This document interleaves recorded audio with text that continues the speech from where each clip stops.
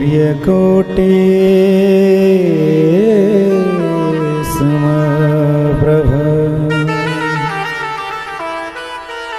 निर्विघ्नं कुरु मे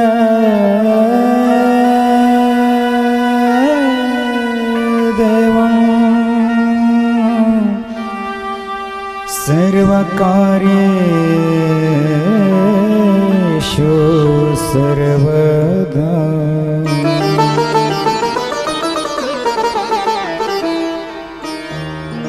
ओम नमो जीवाभ्यां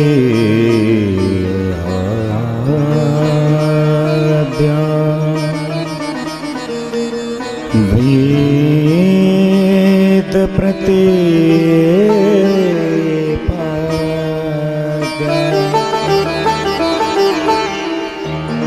जय जय स्वसंवेद्या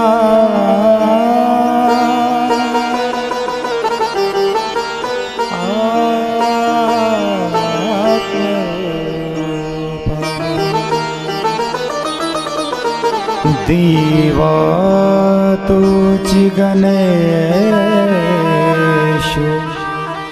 सकलार्थमते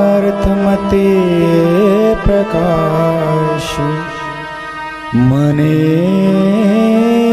निवृत्तिदासो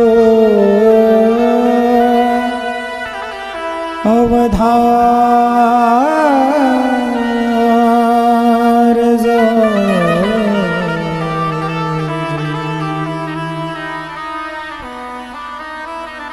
वर्णानामृतसंघानां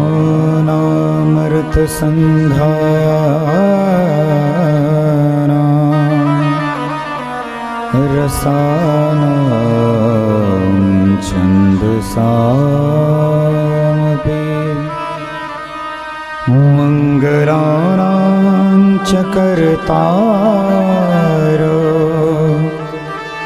वन्दे वाणी विना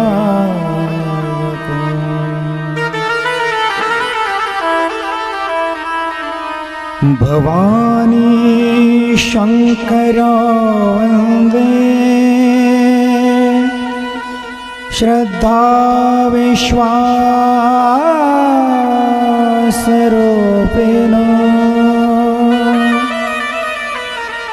याभ्यां विना न पश्यन्ति सिद्धः स्वांस्तः स्तमीश्वरम्।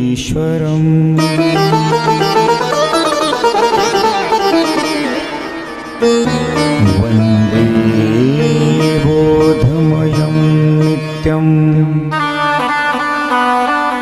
गुरुं शङ्कररूपिणम्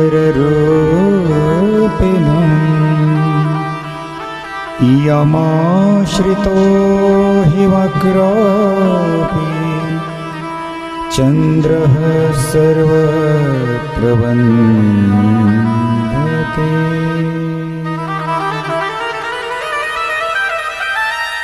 मनोजवं मारुततुल्यवेगं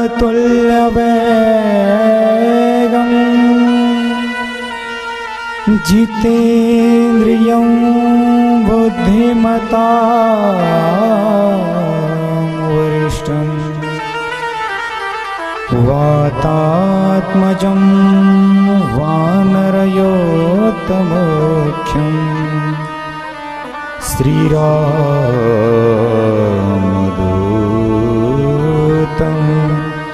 शरणं प्रपद्ये।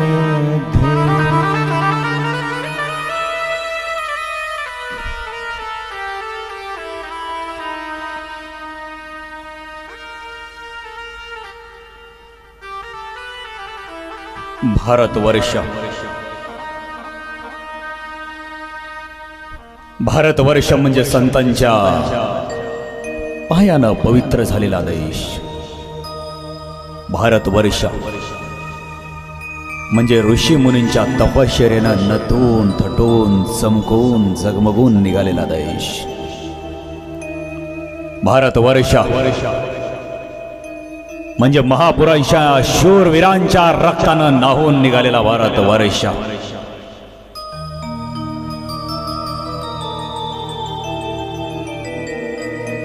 खर तर या भारत भूमीला संतांचे देवदैवतांचे पाऊल लागले आणि त्याच मायभूमीमध्ये तुम्ही आम्ही जन्माला आलो आहोत. हे फार मोठं आपले भाग्य. जमातीला श्रीकृष्ण भगवंताचे पाऊल लागले ही तीच माती. जमातीला श्रीराम प्रभूंचे पाऊल लागले ही तीच माती. या जगाला ज्ञानाचा अमृत भाजणारी ज्ञानेश्वरी जमातीमध्ये जन्माला आली ही तीच माती. या जगाला भक्तीचा मार्ग दाखवणारा गाथा जमातीमध्ये जन्माला आला ही तीच माती. पण एवढंच काय, गेले 350 वर्ष होऊन गेले आणि 400 वर्ष होत आली तरी देखील छत्रपती शिवाजी महाराजांच्या घोड्यांच्या टापांचा आवाज ज्या मातीने आजपर्यंत आपल्या या काळजामध्ये साठवून ठेवला ही तीच माती. आणि या पवित्र मातीमध्ये तुम्ही आम्ही जन्माला आलोत हे आपलं कमी भाग्य नाही आहे. मुळात मनुष्य जन्माला यायलाच भाग्य लागतं आणि त्यातले त्यात भारत वर्षात जन्माला यायला भाग्य लागतं. त्यात पुन्हा महाराष्ट्र भूमीमध्ये जन्माला यायला भाग्य लागतं. नमो मातृभूमी जिथे जन्मलो मी, नमो धर्मभूमी जिथे वाढलो मी, नमो कर्मभूमी जेच्याच कामी, पडो देह माझा सदा ती नमोमी. हे मायभूमी, आम्हाला जन्माला घालणाऱ्या आईला, त्या आईलाही तू जन्माला घालणारी आहेस. आमच्या पिढ्या आणि पिढ्यांची हे धरणी माता तूच आमची आई आहेस. या पृथ्वी तलावरती बाकीच्या प्रत्येक देशाला फक्त देशाचं नाव घेतलं जातं. America, Thailand, Japan, China, Sri Lanka, एकाही देशाला आजपर्यंत कुणी माता म्हटलेलं नाही मिस्टर प्रवीणजी. पण आमच्या भारत मातेला भारत माता म्हटलं. आणि या भारत मातेमध्ये जन्माला आलेला आमचा हिंदू धर्म, आमचा सनातन धर्म, आमचा भारत वर्षात जन्माला आलेला हा भागवत धर्म, या भागवत धर्मासारखा, या हिंदू धर्मासारखा धर्म या ब्रह्मांडात पुन्हा परत मिळणे नाही.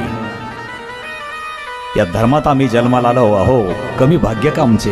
पवित्र ते कुळ पावन तो देश, पवित्र ते कुळ पावन तो देश, पवित्र ते कुळ पावन तो देश, पवित्र ते कुळ पावन तो देश, पवित्र ते कुळ पावन तो देश, पवित्र ते कुळ पावन तो, पवित्र ते कुळ पावन तो देश, हे पवित्र ते कुळ पावन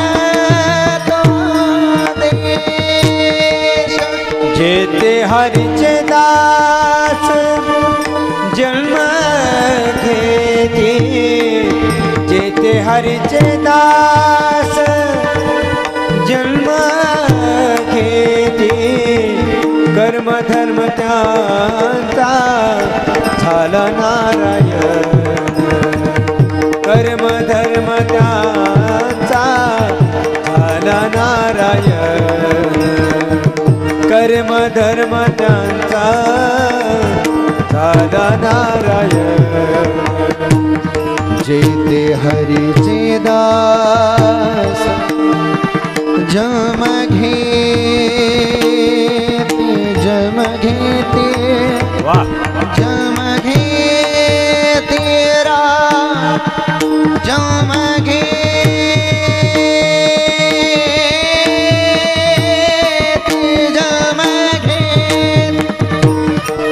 जेते हरीचे दास, दास, दास,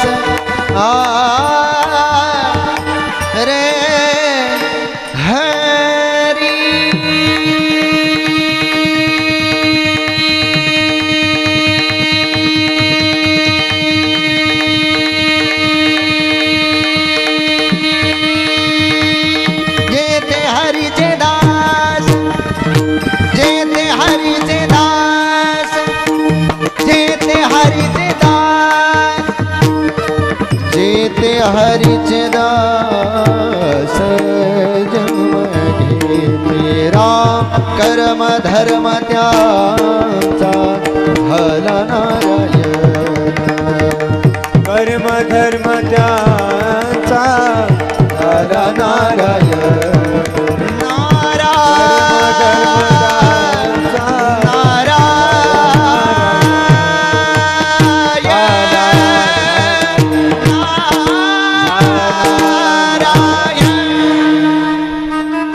पवित्र ते कुळ पावन तो देश जेते हरीचे ही दास जन्म घेती. महाराज हरीचे दास सोडा, ज्या मायभूमीमध्ये खुद्द आमच्या हरीने जन्म घ्यावा ही तीच मायभूमी.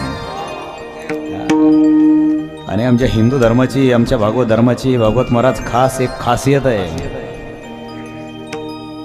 आम्ही नुसती माणसाची नाही पूजा करत, आम्ही वृक्षांची, पर्वतांची, प्रत्येक प्राण्याची पूजा करतो. एवढंच काय, एखाद्या नागानं जर आम्हाला दंश केला तर माणूसही जागेवर कायमचा निघून जाईल, पण तरी देखील आमची संस्कृती त्याचीही पूजा करायला सांगते.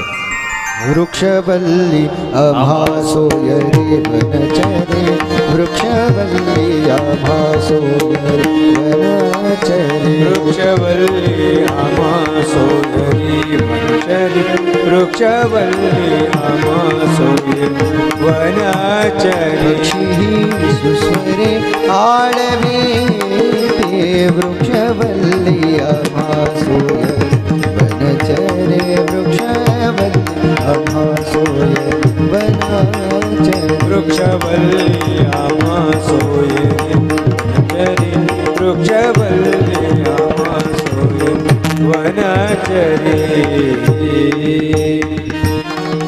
वृक्षवल्ली आम्हा सोयरी, आम्ही वृक्षाला, पर्वतांना, प्रत्येक या ब्रह्मांडातल्या जीवजीवातांना आम्ही आपलंच म्हणतो. काल आपण विठ्ठलपंत आळंदीमध्ये आले, इथपर्यंत कथा झाली होती. विठ्ठलपंतांना सिद्धोपंत आपल्या घरी पाहुणचारासाठी घेऊन गेले होते. सिद्धोपंतांनी त्यांना आग्रह केला, विठ्ठलपंत, आम्हा सैसे वाटते की आपण आजचा मुक्काम आमच्याच राजवाड्यावर करावा. नाही, आम्ही संसार प्रपंचामध्ये रमणारी माणसं नाही आहोत. तुमच्या शब्दाला मान्यता दिली, इथपाहू तर आलो. 2 घास घेतले बस, यापेक्षा जास्तीची नकोच नको.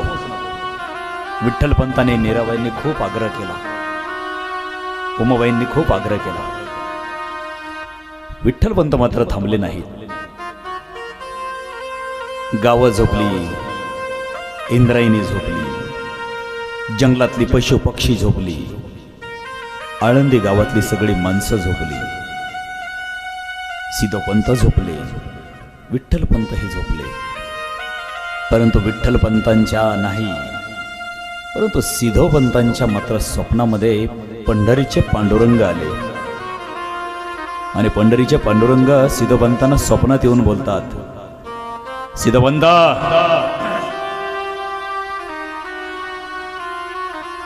तुम्ही ज्यांचा पाहुणचार केला, तर ज्यांना 2 घास खाण्यासाठी या ठिकाणी बोलवलात, ज्यांना अतिथी म्हणून तुम्ही पूजलात, ज्यांचा तुम्ही आदरातिथ्य केलात, तुमची मुलगी विठ्ठलपंतांना देऊन टाका. पांडुरंगाने सिद्धोपंतांना स्वप्नात सांगितलं. अंगा खांद्यावरती घाम आला, स्वप्नातून गडबडून जागे झाले. पांडुरंगाला हात जोडले, विठ्ठल विठ्ठल म्हणत उठले. शेजारी उमाबाई होते. उमाबाई, पतिराज उठले म्हणून त्यांना विचारलं, अहो काय झालं, का उठला तेवढे दचकून? हो हो हो, स्वप्न पडले, हो स्वप्न पडले. साक्षात पंढरीचे पांडुरंग आमच्या स्वप्नात आले. आम्हास म्हणतात कैसे, ज्यांना तुम्ही आता इथे भोजनासाठी बोलावले, आदरातिथ्य केला, ज्यांचा पाहुणचार केला, विठ्ठलपंत, त्यांना तुमची मुलगी द्या. काय वाटते? आवडेल तुम्हाला? अहो, आता या दोघांची मध्यस्थी करायला पंढरीचा पांडुरंगच आहे म्हटल्यावर आपण त्याला कोण काय करणार? पण त्यांनी आपल्या शब्दाला मान्यता भरायला हवी. त्यांनी मात्र पाणी ग्रहण करायला हवं. मुक्कामी थांबा, विश्रांतीसाठी थांबा म्हणले तर नाही. संसार प्रपंचामध्ये आम्ही गुरफटणारे नाही म्हणतात. पांडुरंगा, करता करविता तू आहेस. तुला काय करायचंय ते करून घे बाबा. नाहीतरी तुझ्या सत्तेशिवाय या ब्रह्मांडातलं झाडाचं तर पान नाहीच नाही. पण हे आमच्यासारख्या सर्वसामान्य माणसाचं शरीर सुद्धा हलत नाही, बोलत नाही, डोलत नाही, चालत नाही. तुझी आसतेने, तुझी आसते वेदासी बोलणे, तुझी आसतेने, तुझी आसते, तुझी आसते,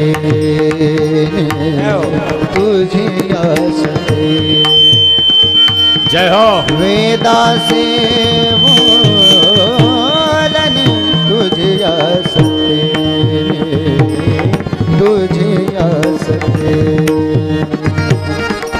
सूर्यासी चालणे,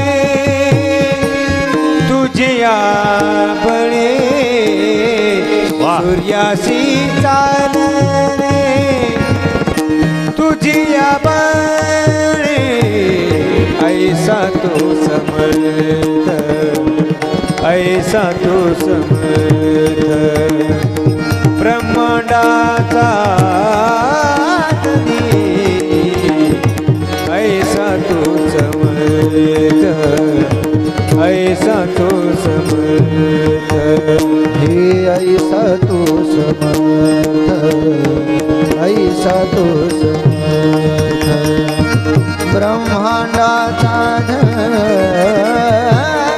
ऐसा तू समर्थ. तुझी आसतेने वेदासी बोलणे, जय हो. सूर्यासी चालणे, सूर्यासी चालणे, तुझिया बळे, तुझिया बळे, तुझिया बळे. चला, तुझ्या सत्तेशिवाय वेदही बोलत नाही, चालत नाहीत. आमची काय तमा आहे? आता तू स्वप्नात येऊन सूचना दिलीस ना, हे सगळं कार्य तू सिद्धीला नाहीसस. पहाट झाली तरी देखील सिद्धपंतांना आणि त्यांच्या धर्मपत्नीला डोळ्याला डोळा लागला नाही. माणसाला आयुष्यामध्ये 2 वेळेस झोप येत नाही प्रवीणजी. आयुष्यामध्ये जर पश्चाताप काही गोष्टींचा झाला, जर दुःख वाटायला आलं, तर माणसाच्या डोळ्याला डोळा लागत नाही. आणि दुसरं, आनंद जर झाला तर आनंदाच्या भरामध्ये माणसाच्या डोळ्याला डोळा लागत नाही. असे अनुभव आले असतील तुम्हालाही. अशी गंमत. इथे सिद्धवंतांना आणि उमाबाईला खूप आनंद झाला होता. सूर्यदेव मात्र पूर्व दिशेला उगत होता, पण तोही उगवत असताना एकटा येत नव्हता.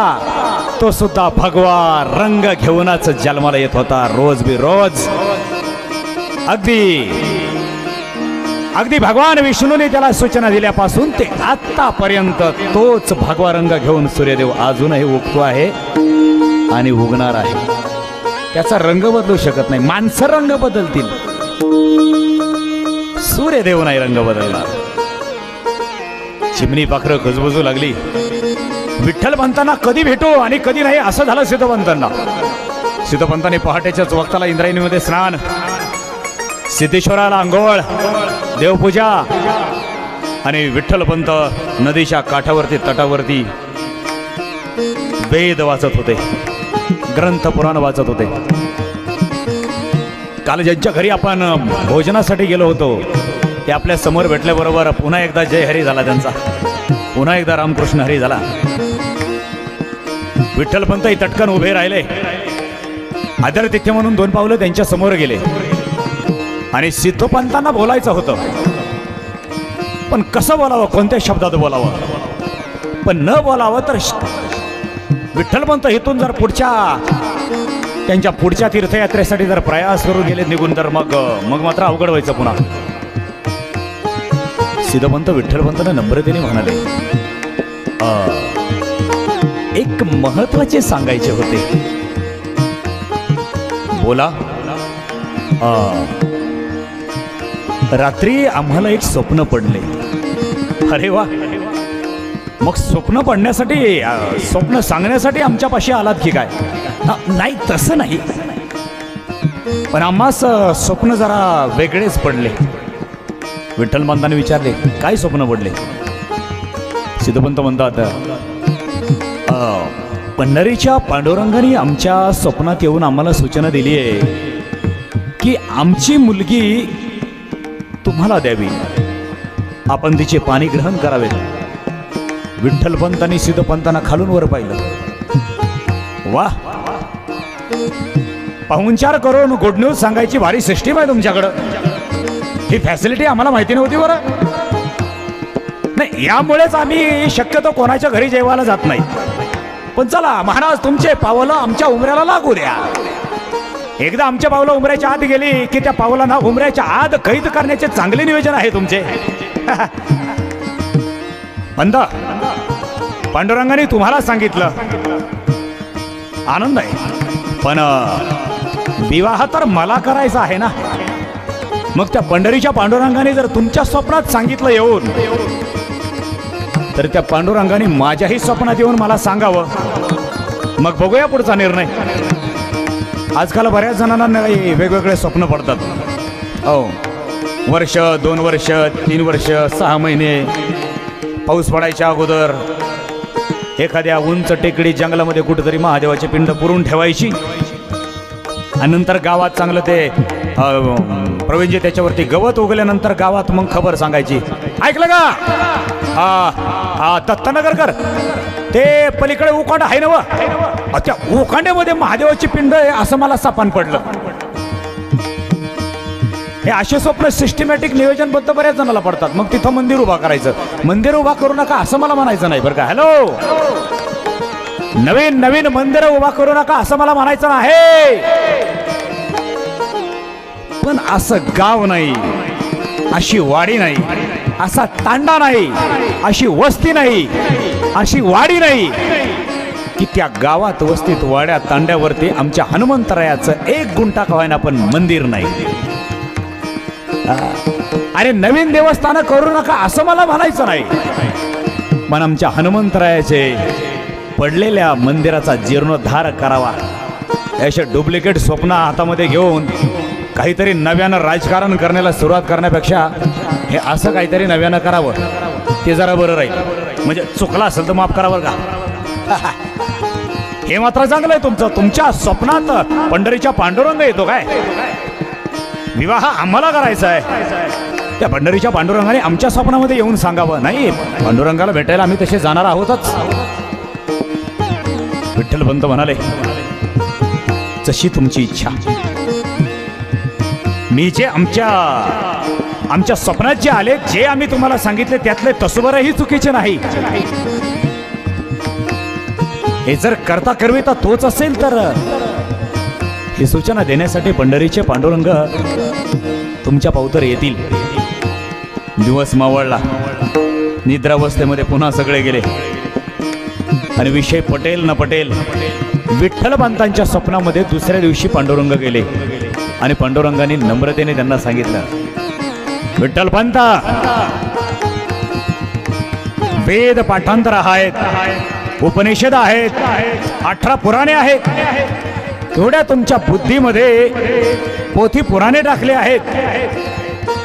आम्हीच नव्यानं जगाचं कल्याण करण्यासाठी, उद्धार करण्यासाठी आम्ही तुमच्या उदरी जन्म घेणार आहोत. काल ज्यांच्या पाशी तुम्ही जेवण करण्यासाठी गेला होतात, पाहुणचार करण्यासाठी गेला होतात, त्यांची मुलगी आपण पत्नी म्हणून स्वीकारावी. झालं. दुसरा दिवस उजडला. पुन्हा हे दोघं एकत्र आले. आता सिद्धपंतांना बोलायची गरजच लागली नाही. सिद्धपंत आले आणि विठ्ठलपंतांनी त्यांचे पाय धरले. झाले. पंढरीच्या पांडुरंगाने तुमचा निरोप आमच्या पावतर पोहोचता केला. पण हे काय, आम्ही निघालो कशासाठी, कुठून? एवढे तीर्थाटन करत आम्ही निघालो. अजून भारत भ्रमण आम्हाला करायचं. आमची तीर्थयात्रा बाकी आहे. आणि ही तीर्थयात्रा करत असताना हे मधीच लग्नाचं काय? भागवत महाराज विठ्ठलपंताच्या जागेवर आपण पाहिजे होतो. काय मयूर महाराज, आपण तर म्हणलो असतो अरे वा वा, लाभावर लाभ, अलाभ लाभ, एकावर एक फ्री. वा, आमच्या स्वप्नात यायची गरजच नाही. पंत तुम्हीच बोलता आहात म्हटलं. आता काय चुकीचं थोड्याच बोलणार आहात. नाहीतरी मुलगी काल मी पाहिलेलीच आहे. छान आहे, गोरी गोरी पान, फुलासारखी छान. काय अडचण नाही. मग तिचा मोबाईल नंबर देता का मला? नाही म्हणजे कसं आहे, लग्नाच्या अगोदर आमच्या विचारांची जुळवणी झाली म्हणजे प्रवीणजी जरा बरं राहील. असं आहे गमत. त्यांच्या जागेवर असतं तर आपण हे पालथे उद्योग लवकर केले असते. पण विठ्ठलपंत निघाले होते तीर्थयात्रेला. पण आदेश होता पंढरीच्या पांडुरंगाचाच. मुहूर्त काढायचा होता. विठ्ठलपंत आणि रुक्मिणी मातेची तर केव्हाच भेट झाली होती. सिद्धपंतांच्या स्वप्नामध्ये आली खबर. विठ्ठलपंताच्याही स्वप्नामध्ये पांडुरंगाने खबर पोहोचली केली.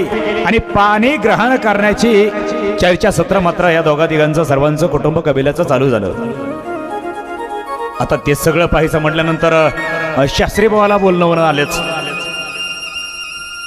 कोलोपाध्याय हरिपंतांना मात्र बोलावलं गेलं. पंचांग घेऊन आले पंत. पंचांग उलगडलं. विठ्ठलपंतांची कुंडली काढली. मीनाक्षी नावाच्या मुलीची कुंडली काढली. मीनाक्षी म्हणजे विठ्ठलपंतांची ही रुक्मिणी धर्मपत्नी. लग्नाच्या अगोदरचं, विवाहाच्या अगोदरचं नाव मीनाक्षी. ज्ञानेश्वर माऊलींच्या आईचं लग्नाच्या अगोदरचं नाव काय? मीनाक्षी. आणि लग्नानंतर अपडेट झालं. आपणही अपडेट करतोच ना. आपल्याला वाटेल ते, आवडेल ते आपण आपल्या पत्नीला हाक मारतो. आपण आपल्या पद्धतीने बदलतो. तसं त्यांनीही बदलण्याचा प्रयत्न केला. शास्त्रीभावानी हरिहरपंतांनी पंचांग काढलं. विठ्ठलपंतांचं जन्मनाव निघालं महादेव. रुक्मिणीचं जन्मनाव निघालं मीनाक्षी. गोत्र निघाले त्रिप्रवरा उनियत निष्ठ. विठ्ठलपंत आणि रुक्मिणी यांचा विवाह करण्याचं ठरवलं. पण शास्त्रानुसार गुण मात्र अगदी 36चा आकडा निघाला बरं का. आपला 36चा आकडा वेगळा. हा, आपला 36. लग्नाच्या अगोदर आपले चांगले आकडे जुळतात, नंतर 36चा आकडा तयार होतो ऑटोमॅटिक, तो वेगळा. पण इथे शास्त्रातूनच 36 गुण मिळाले त्यांचे. हा, आणि बरेच जण म्हणतात मुलगा चांगला आहे. ऍक्च्युली त्याची रंजनगावला फॅक्टरी आहे, इकडे मोशीकडे मोठी कंपनी आहे. उत्पन्नही लाखाच्या घरात आहे. बंगला बघताल तर 2-3 एकरचा पुण्यामध्ये आहे. म्हणजे पैशाला काही कमीच नाही. मोठमोठ्याल्या पांढऱ्या सफेद गाड्या आहेत, पांढरे बुट आहेत, पांढरे कापड आहेत. अगदी हिरो सारखा मुलगा दिसतो. गुणाचे ते काय घेऊन बसलात? थोडेफार कमी असले तरी चालतील, नो प्रॉब्लेम. शास्त्री भाऊ म्हणतात अहो पण पत्रिका यांची जुळत नाही. हे बघा, पत्रिका जुळत नसली तरी चालन. अहो पत्रिकाचं काय घेऊन बसलात? हे बाकीच्या धर्मात बघा ना कसं चाललंय. हम 4-5 हमारा कारखाना. त्यांचं बरं जमतं, आपलंच का जमत नाही. आता बाकीच्या देशाचा विचार केला तर भागवतराव बाकीच्या देशात शास्त्री भाव नाहीये, पंचांग नाहीये, शास्त्र नाहीये. मग त्यांचे लग्न होत नाहीत होय का? त्यांना लेकर बाळ होत नाहीत? भारतामध्ये राहणाऱ्यांना बाहेरच्या देशांचा आदर्श घ्यायचा आहे का बाहेरच्या देशांनी भारताचा आदर्श घ्यायचा आहे? हे आपलं आपण ठरवा. त्यांचे 6-6 महिन्याला त्यांचे पती आणि पत्नी बदलतात. आपलं एकनिष्ठ आहे. रामप्रभूचे रामनीती काय सांगती? एक वचने प्राण जाय परवचन न जाय. रघुकुल रीत सदा चली आई, प्राण जाए पर वचन न जाई. रघुकुल रीत सदा चली आई, प्राण जाए पर वचन न जाई. रघुकुल रीत सदा चली आई, प्राण जाए पर वचन न जाई. राम सिया राम जय जय राम. राम सिया राम जय जय राम. राम सिया राम जय जय राम. राम सिया राम जय जय राम. बोलो श्री राम प्रभु की. हमारे श्री राम प्रभु की रघुकुल की यही रीति है. एक बचन, एक पत्नी आणि एकच बाण. वा वा वा वा. बाकीच्या देशांचा आदर्श आपण नाही घ्यायचा. आपल्या भारत देशातल्या आपल्या भारतीय संस्कृतीचा आदर्श बाकीच्या देशांनी घ्यायचा. पंचांग काढलं गेलं, 36 अगदी पैकीचे पैकी मार्क पडले आणि मुहूर्त ठरला गेला. पण विठ्ठलपंतांच्या लग्नाला मात्र त्यांचे पिताश्री आईसाहेब जिवंत असूनही आळंदीमध्ये हजर नव्हती. का नव्हते, कसे नव्हते, ग्रंथामध्ये माझ्याकडं त्याचा स्टडी आलेला नाही. मग लग्न करायचं होतं तर आई वडिलांना तिकडे जाऊनही दम धरूनही केला असतं. तो काय असेल इतिहास तो मलेखी माझ्याकडे आला नाही.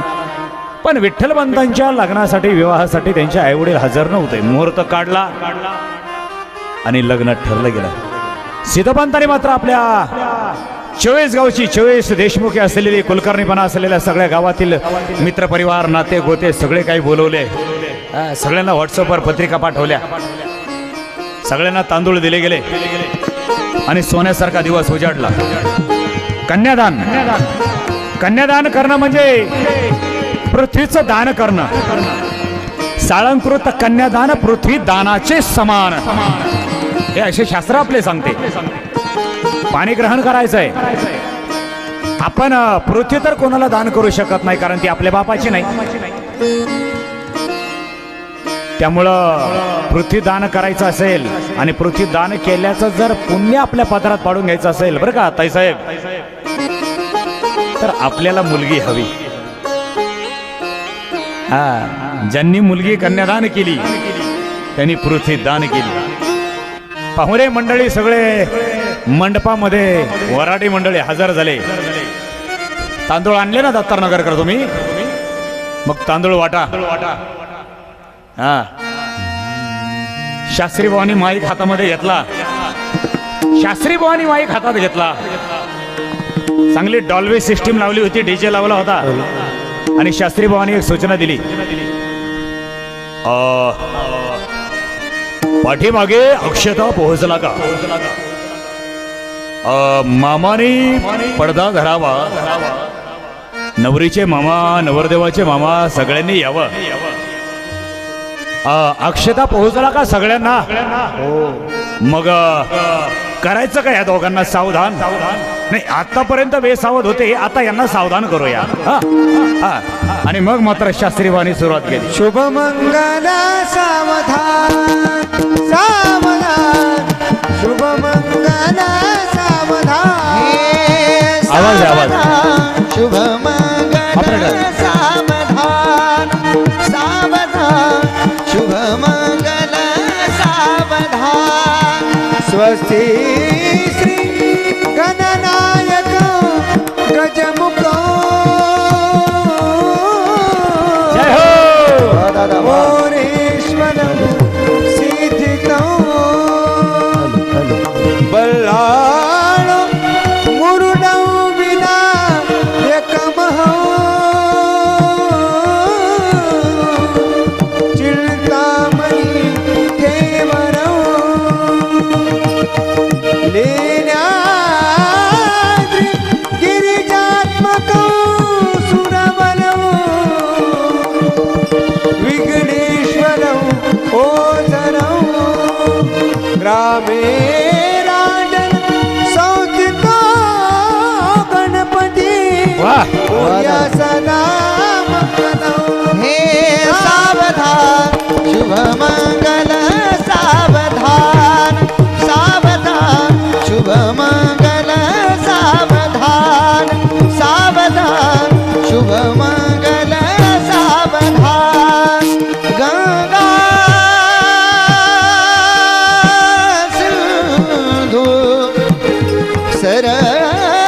सरस्वती च यमुना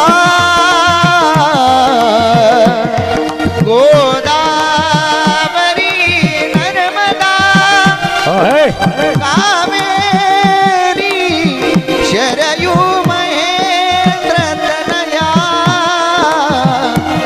चरमावती वेदिका क्षिप्रा मेत्र महाशूर नदी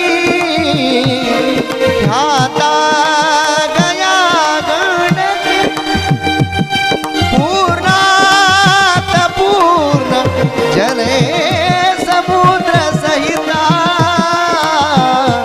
पूर्या सदा मंगलौ शुभ मंगल सावधान शुभ मंगल सावधान सावधान शुभ मंगल सावधान राजा भीमक रुक्मिणी नयनी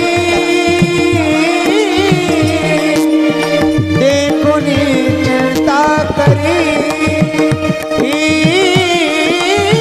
कन्या सगुना वरा रूपवरा गवनाश्र्य देईजे आता एक विचार श्री कृष्ण नवरा वा दादा त्याची समर्पू मने रुक्मा पुत्र वडील त्याची पुसणे पुर्याचा दाम मंगल सावधान शुभ मंगल सावधान सावधान शुभ मंगल सावधान सावधान शुभ मंगल सावधान राजा भीम रुक्मणी सनयनी देखो निचता करी ही कन्या सगुना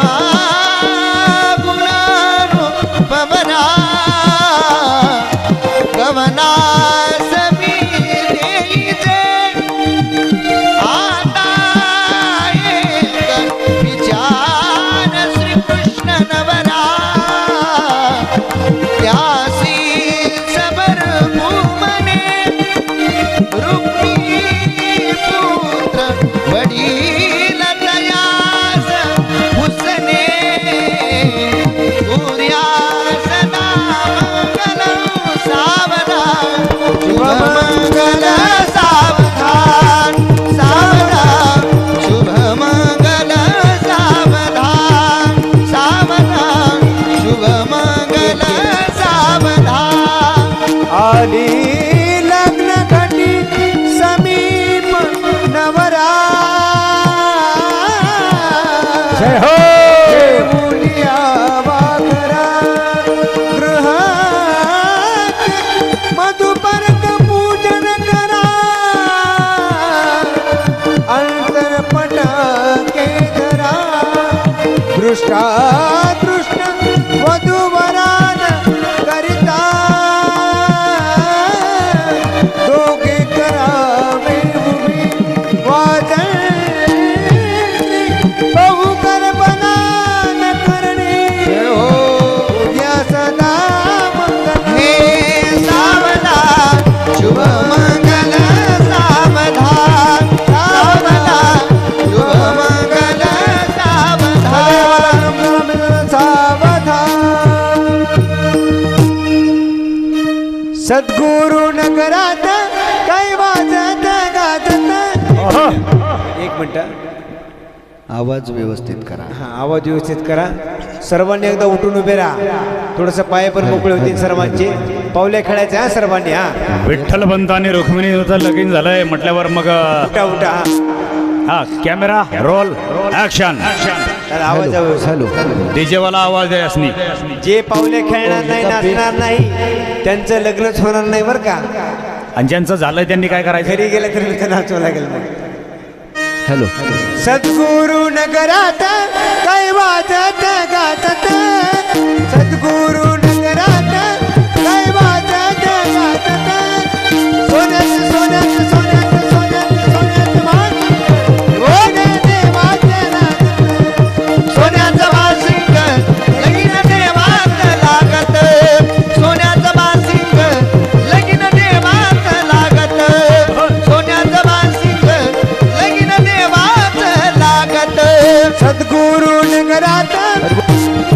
गणेश मंदिरात काही वाजत गाजत हॅलो.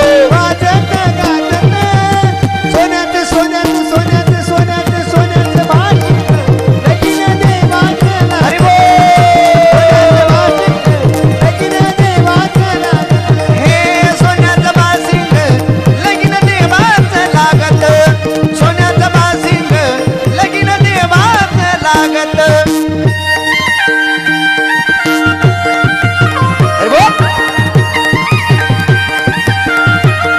अरे नाचो रे भाई नाचो.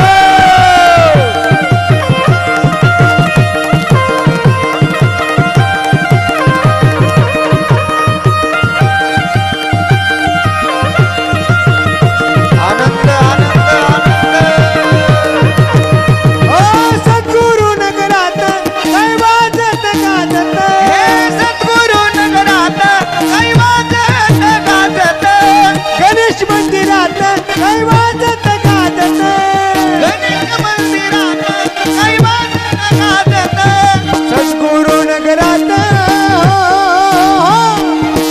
गणेश मंदिरात काही वाजत गाजत वाजत गाजत सोन्याचं भाषिक लगीन देवाचं नाचत सोन्याचं भाषिक लगीन देवाचं नाचत हे सोन्याचं बासिंग लगीन देवाचं लागत सोन्याचं बासिंग लगीन देवाचं लागत सोन्याचं बासिंग लगीन देवाचं लागत सोन्याचं बासिंग लगीन देवाचं लागत सोन्याचं बासिंग लगीन देवाचं लागत लगीन देवाचं लागत लगीन देवाचं लागत लागत लागत गणपती बाप्पा मोरया मंगलमूर्ती मोरया कुंडली हरी विठ्ठल श्री ज्ञानदेव तुकाराम हरिनाथ भगवान की जय माऊली ज्ञानेश महाराज की जय महाराज जय आनंद की जय आपापले माता पिता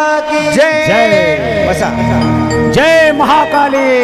जय महाकाली बसा खाली.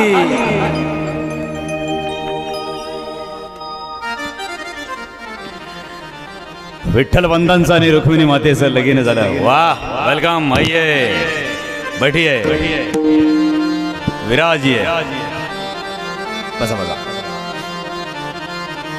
विठ्ठल वंदांचा आणि रुक्मिणी मातेचा विवाह झाला असं म्हणतात. या पती पत्नीच्या गाठणी या पदराच्या गाठी भगवंत बांधतो. माझं तर सरळ याबद्दल मत आहे, ज्या प्रश्नाची उत्तर आपल्याला सहज सरळ सापडत नाहीत ना ते प्रारब्धावर ढकलून द्यायचे आणि मोकळं व्हायचं. ज्या प्रश्नाचे उत्तर आपल्याला शोधणंही सापडणार नाही त्याला कुठं शोधत बसणार आहोत आपण. विठ्ठलपंताचं रुक्मिणी मातेचं लग्न झालं. 2, 4, 5 रोज गेले आणि पहिले लग्नाचा महोत्सव जवळजवळ कुठलाही सण असू द्या, म्हणजे घरगुती जर कार्यक्रम असेल, जागरण गोंधळ असेल, वस्तुशांती असेल, एखाद्याचा लग्न असेल, पहिला वाहनाचा प्रवास असायचा म्हणजे बैलगाडीचा. अशा पाहुणे मंडळीच्या मित्रपरिवाराच्या बैलगाड्या अशा अंगणामध्ये लागल्या जायच्या. लग्नाला पोहोचता व्हायला हवा म्हणून कोण किती लांबून यायचं. पण ज्यांच्या घरी आहे त्यांना सोय सुद्धा किती क्वालिटीची करावं लागायची बघा. आताचं सोपं झालंय, मंगल कार्यालयाला पैसे दिले सगळं तो पाहून घेतो. अन्नधान्य सगळं ते उकांड्यातही चाललं काय, कोणी किती खाल्लं काय त्याचा काही विषय नाही, पैसे दिले विषय खालास प्रवीणजी. पण नवरीच्या घरी नवरीच्या वडिलाला ते येणाऱ्या बैलगाड्या आहेत त्या बैलांसाठी मोठमोठ्याल्या गंजी लावाव्या लागायच्या. कडव्याच्या गंजी लावायच्या, अशा मकाच्या गंजी लावायच्या. म्हणजे येणाऱ्या पाहुण्यांचं जेवणाचं तर करायचं, पण मुक्या जनावरांचं सुद्धा करायचं. आणि ताईसाहेब तुम्हाला अजून एक गंमत सांगू, आपल्या शास्त्रीभावाने किती छान सिस्टीम आणि किती छान पद्धत उभा केली पहा. नवरदेव नवरीच्या अंगावरती काय टाकतो? अक्षदा. आता इकडे काही ठिकाणी तांदूळ टाकतात. आमच्या बीड जिल्हा, नगर, परभणी इकडे प्रांतामध्ये ज्वारी टाकली जाते, बरोबर ना राजा? ज्वारी टाकली जाते.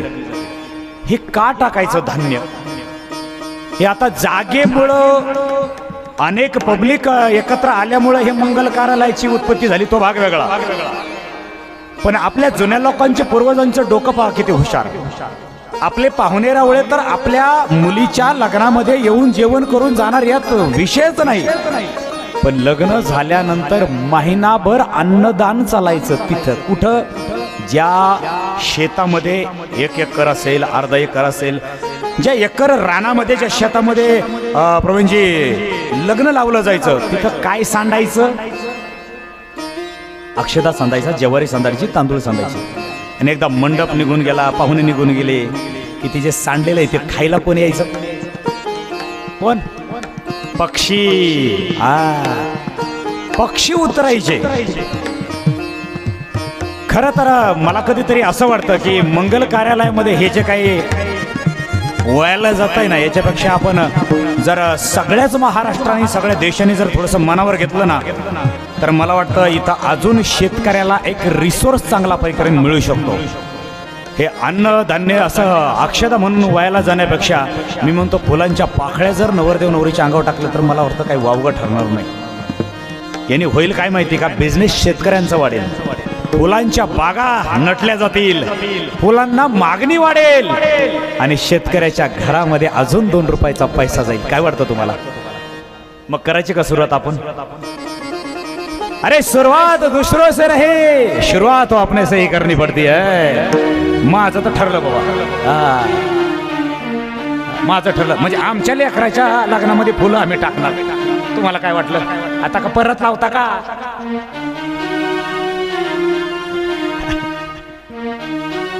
आपल्या पूर्वजांनी खूप छान काही परंपरा निर्माण केलेल्या आहेत.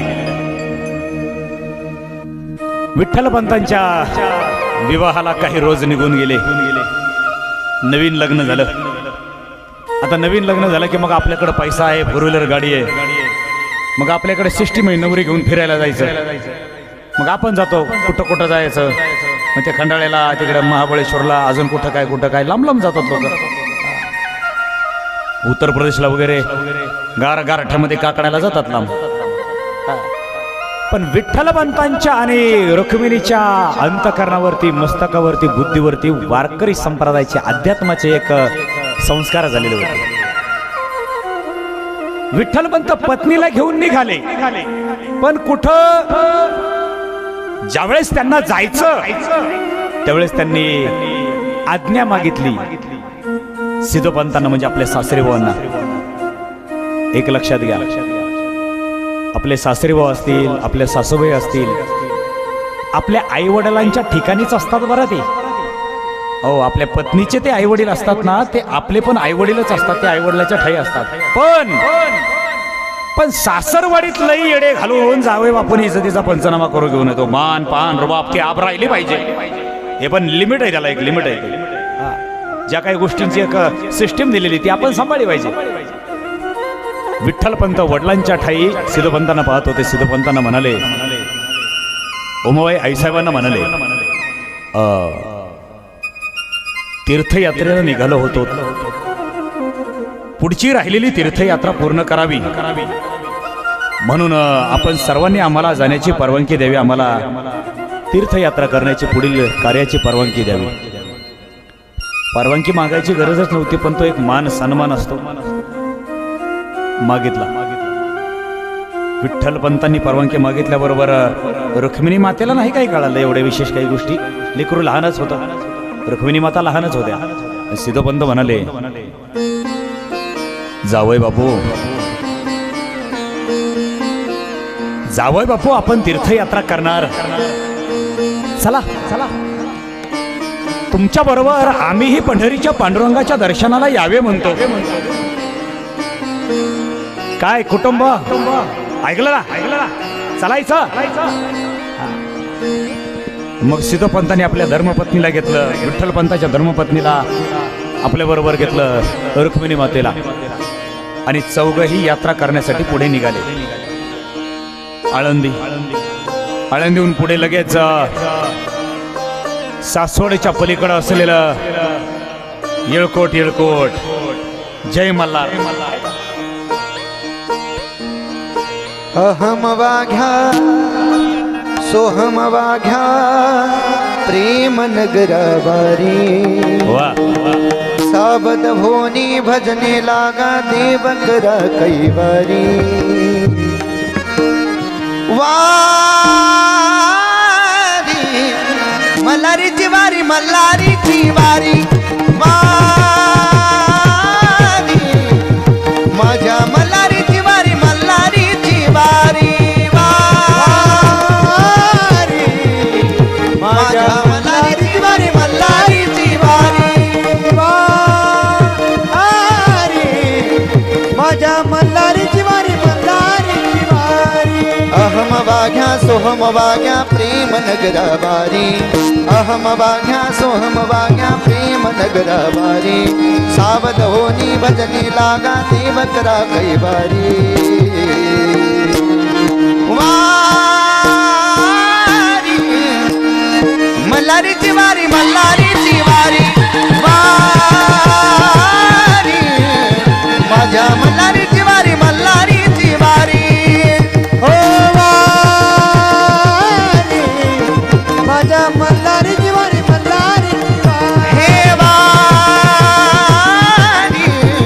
माझ्या मल्हारीची वारी मल्हारीची वारी मल्हारीची वारी मल्हारीची वारी मल्हारीची वारी मल्हारीची वारी वारी वारी वारी येळकोट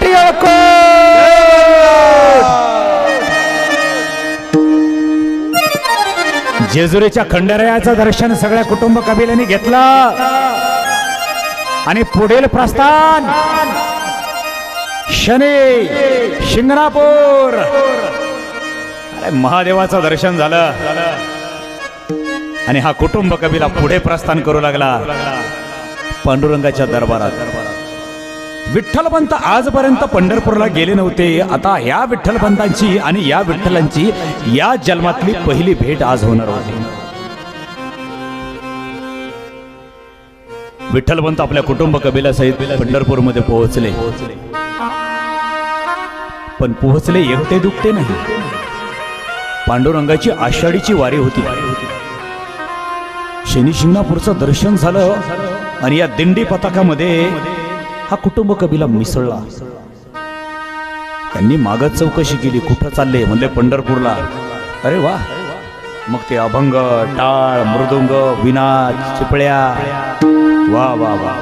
ज्ञानोबाराया माझ्या तुकोबाराया सर्वांनी टाळी टाळी ज्ञानोबाराया माझ्या भजन करा, भजन. ओ ज्ञानोबाराया तुकोबाराया हे ज्ञानोबाराया माझ्या तुकोबाराया वरती हात करा, वरती. ज्ञानोबाराया माझा तुकोबाराया हो ज्ञानोबाराया माझ्या तुकोबाराया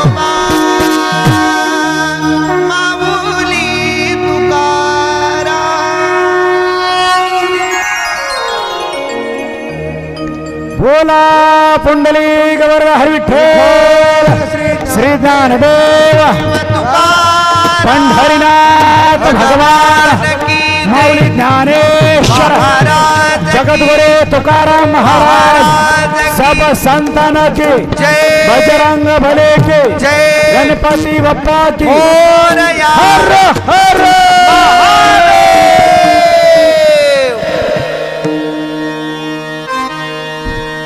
अनेक भजनांचा जय जयकार विठ्ठल पंतांनी ऐकला. चंद्रभागेमध्ये स्नान झालं, पुंडलिकाचं दर्शन झालं. अनेक भाविकांनी पांडुरंगाचं दर्शन घेतलं. बारीला विठ्ठल पंत लागले आणि गर्दी शांत झाल्यानंतर विठ्ठल पंत आपल्या कुटुंब कबिलासहित पांडुरंगाच्या दरबारात गेले. या विठ्ठल पंतांनी या विठ्ठलाला पाहिलं. ज्या विठ्ठलानं या विठ्ठल पंतांची सोयरी जुळवायचं काम केलं आणि ज्यांच्या भेटीला गेले कित्येक महिन्यापासून निघाले होते विठ्ठल पंत, त्या पंढरीच्या पांडुरंगाची भेट आज विठ्ठल पंतांबरोबर झाली होती. कमरेवरती हात ठेवलेला पांडुरंग विठ्ठल पंतांनी त्या काळ्या रंगाच्या पांडुरंगाला पाहिलं. विटेवरती उभा राहिलाय हा देव. ना हातामध्ये शस्त्र आहे ना हातामध्ये शास्त्र. प्रत्येक भगवंताच्या हातामध्ये शस्त्र आणि शास्त्र असतं. या भगवंताच्या हातामध्ये शास्त्रही नाही आणि शस्त्रही नाही. जरी दिसत नसलं तरी हा चालवत नाही ऐसे नाही, हा चालवतो. पांडुरंगाचं ते रूप पाहिलं आणि पांडुरंगाला बोलतात, पांडुरंगा हे विठ्ठला, अरे काय रूप आहे रे तुझं. हे सावळं रूप तुझं पहावं. हे सावळं रूप सकुमार माझ्या डोळ्यातून आम्हास ऐसे वाटते की कधी आणि कधीच निघू नये. सदा माझे डोळा जणू तुझे मोती, सदा माझे डोळा जणू तुझे मोती. डोळा जणू तुझी मूर्ती, सदा माझी डोळा जणू तुझी मूर्ती. तुझा माझा मोती, सदा माझी डोळा जणू तुझे मोती. डोळा जणू तुझी मूर्ती, टाळे टाळे. माझी डोळा जणू तुझी मूर्ती. रखुमाईच्या पती सोयरिया, रखुमाईच्या पती सोयरिया. गोड तुझे रूप, गोड तुझे नाम, गोड तुझे रूप, गोड तुझे नाम, गोड तुझे रूप, गोड तुझे नाम, गोड तुझे नाम, गोड तुझे नाम. हे पांडुरंगा, आम्हास ऐसे वाटते की सदा तुझे तुझ्या डोळ्याने निहाळत राहावे आणि वास फक्त पाहत राहावे. अगदी सदा माझे डोळा जडो तुझे मूर्ती. हे रखमाईच्या पती, तूच आमचा सोयरा आहेस आणि शेवटपर्यंत तूच आमच्या बरोबर राहा. अनेक अनेक गुणगान विठ्ठल पंतांनी पांडुरंगाचे गायले. राजस सुकुमार मदनाचा पुतळा, राजस सुकुमार मदनाचा पुतळा. राजस सुकुमार मदनाचा पुतळा, राजस कुमार मदनाचा पुतळा. रवी शशी कळा लोपली या रवी शशी कळा लोपली या राजस सुकुमार मदनाचा पुतळा. राजस सुकुमार हे मदनाचा पुतळा. राजस सुकुमार मदनाचा पुतळा राज कुमार मदनाचा पुतळा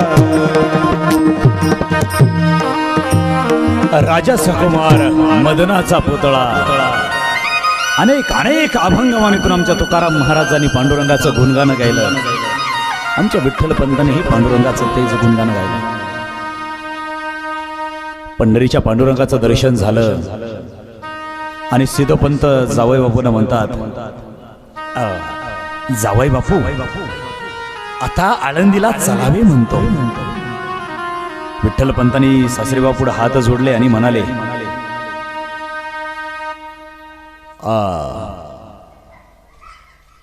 आमची तीर्थयात्रा संपलेली नाहीये. एक करा,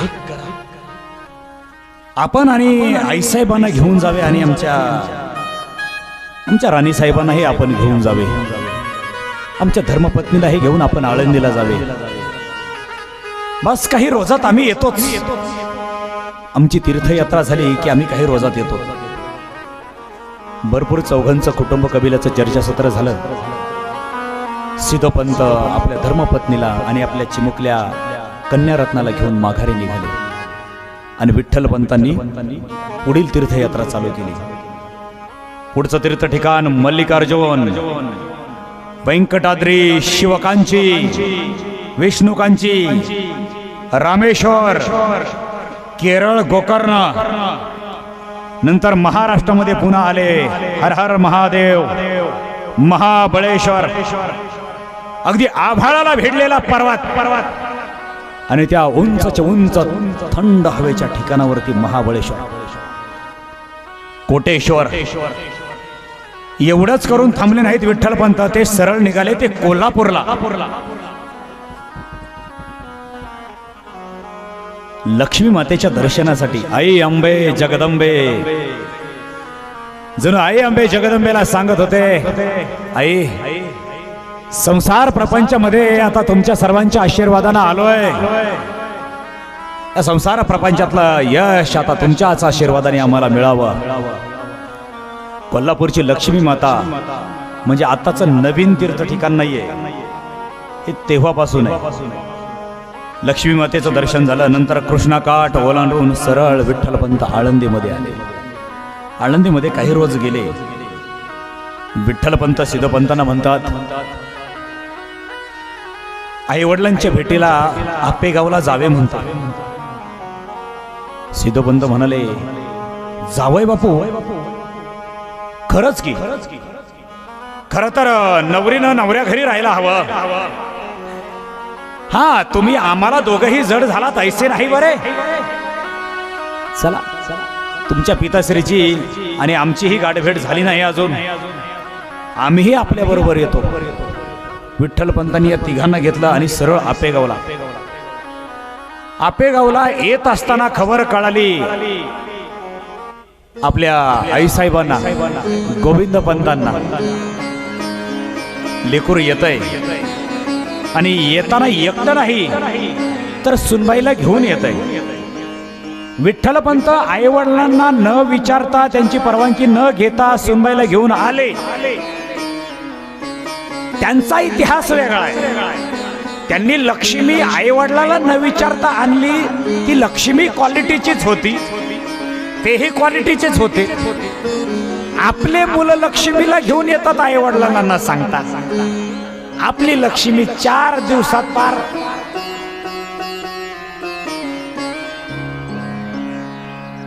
लक्ष्मी म्हणून आलात, लक्ष्मी म्हणूनच राहावं. भगवान विष्णू ग्रंथामध्ये वाचा, भगवान विष्णूच्या लक्ष्मीने हे भगवान विष्णूला कधी सांगितलं नाही, रमेश जरा तुझे पण कपडे इस्त्री कर आणि जरा मी जॉब करून जरा थोडीशी खूपच थकून आले, काय कर जरा ब्लॅक टी तू पण घे आणि मला मात्र जरा थोडासा सॉलिड, जरा थोडंसं दुकानातून तू बर्गर वगैरे माझ्यासाठी आणलं तर जरा बरंच राहिला. ही लक्ष्मी वेगळी हो मयूर महाराज, ती लक्ष्मी वेगळी. आपले आईसाहेब आणि पिताश्री. आईसाहेबांनी हे भलं मोठं ताट आणलं, पितळाचा ताट. वा वा वा वा वा. हळद कुंकू दिवा आपल्या मुलाच्या स्वागतासाठी आणि आपल्या घरामध्ये येत असलेल्या लक्ष्मीच्या स्वागतासाठी. मग ते काय म्हणायचं, आदुली असते ना उंबरावरती, काय ठेवतात तुमच्याकडं? आदुलीच असते ना, माप. हा त्याला माप पण म्हणतात, पण आमच्याकडे आदुलीच म्हणतात, बरोबर ना? आठवा म्हणतात, आठवा किंवा आदुली. त्याच्यामध्ये ते धान्य भरायचं, त्याच्यामध्ये चिल्लर टाकायची, उंबऱ्यावरती ठेवायची आणि मग तर लक्ष्मीनी आतमध्ये प्रवेश करत असताना ते पायानी आतमध्ये टाकलायचं, बाहेर नाही. आणि खूप प्रेमाने टाकलायचं, असं राग आल्यासारखं धाड असं प्रेमाने ते. म्हणजे ते लक्ष्मीची सुंदर अशा प्रकारचं आगमन केलं, रुक्मिणी मातेचं आगमन झालं. तिथेही काही दिवसानंतर दिवस पलटून गेले, परंतु पाहुण्याच्या घरी राहण्याची काहीतरी एक मर्यादा असते. त्याचं घर आहे, तो जा म्हणत नाही, म्हणजे याचा अर्थ असा नाही की तुम्ही तिथं आहे त्या पीठावर. कधीतरी निघावं लागेल ना. पण प्रवीणजी, जीवा भावाचा, हक्काचा, रक्ताचा, बर का, पाहुणा एक वेळेस राहा घरी म्हटलं तरी तो राहू शकतो, पण पैसा घरी राहत नाही. कारण पैसा ही एक पाहुणाच आहे. जर तुम्हाला कोणाचं देणं असेल आणि तुमच्याकडे जर आले ना, पाहुण्याला म्हणू तो महिनाभर राहा, पण ज्याचं देणं आहे बाबा तो आधी घे. पैसा हा घराचा पाहुणा आहे. त्याच्यामुळे पैशाच्या लई मागं पळायचं नाही हो, कर्माच्या मागं पळावं माणसाने. कर्माच्या साहेब, कर्माच्या मागं पळावं. उभ्या आयुष्यामध्ये तुम्ही तुमच्या आई वडिलांना नाही घाबरलात तरी चालेल. उभ्या आयुष्यामध्ये आपल्या देवदैवतांना नाही घाबरलं तरी चालेल. उभ्या आयुष्यामध्ये आपल्या गुरुला नाही घाबरलं तरी चालेल, परंतु माणसाने घाबरावं ते कर्माला. कारण कर्म गाठून बक्षीस देतं, गाठून. चांगलं कर्म केलं, कर्म गाठून बक्षीस देतं. वागलं कर्म केलं, कर्म गाठून बक्षीस देतं. पण कर्म ह्या जन्मात नाही, त्या जन्मात, त्या जन्मात नाही, मोरल्या जन्मात, त्या नाही, जिथं नाही तिथं, पण कर्म गाठून बक्षीस दिल्याशिवाय राहत नाही. संतांनी सांगितलंच की जगी जीवनाचे सार घ्यावे जाणून सत्वर. जगी जीवनाचे सार घ्यावे जाणून सत्वर. जैसे ज्याचे कर्म तैसे फळ देतो ईश्वर. तैसे ज्याचे कर्म तैसे फळ देतो ईश्वर. जैसे ज्याचे कर्म तैसे फळ देतो ईश्वर.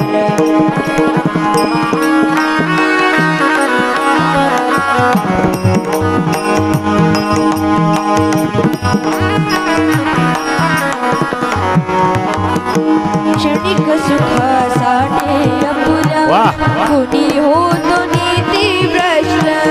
कुणी त्यागे जीवन अपुले दुःख जगी करण्या नष्ट. कुणी त्यागे जीवन अपुले दुःख जगी करण्या नष्ट. देह करे जे जे काही, देह करे जे जे काही, आत्मा भोगी तो नंतर. जैसे ज्याचे कर्म तैसे फळ देतो रे ईश्वर. जैसे ज्याचे कर्म तैसे फळ देतो रे ईश्वर.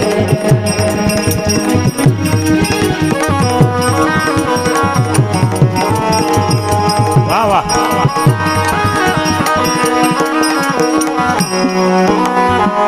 ज्ञानी असो प्रिय ज्ञान वा वा. गती एक आहे जाण. जय हो. ज्ञानी असो प्रिय ज्ञान गती एक आहे जाण. मृत्यूला न चुकवी कोणी थोर असो अथवा जाण. मृत्यूला न चुकवी कोणी थोर असो